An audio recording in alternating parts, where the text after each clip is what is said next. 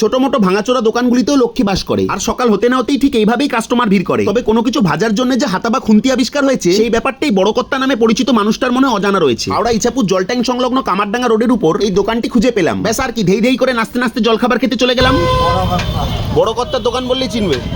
আর কি কি পাওয়া যায় সকালে? এই পিঠাই পরোটা। পিঠাই পরোটা কত টাকা শ?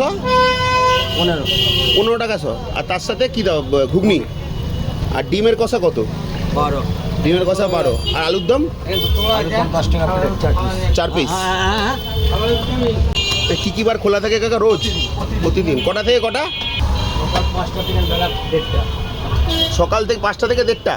তবে জীবনের সেরা মুহূর্তগুলো কিন্তু ঠিক এইভাবেই খালি পকেটেই আসে। এইরকম শৈশবকে কেনা ভালোবাসে। যাই হোক, বাদ দাও। অবশেষে পিঠাই পাওয়াটা হাতে পেলাম, সাথে একটা টেলটেলে ঘুগনি দিল। তবে ঘুগনিতে আলুর পরিমাণটাই বেশি ছিল। তবে 100 গ্রাম 15 টাকা হিসাবে খেতে বেশ ভালোই লেগেছিল। আর ডিম আমি রোজ 2-3টে করে খাই, যাতে রোগা না হয়ে যায়। আসবে পরে, আগে সাবস্ক্রাইবটা তো করো। হ্যাঁ, তোমাকেই বলছি, প্রতিদিন ভিডিও থেকে ভালোই তো কেটে পড়ো।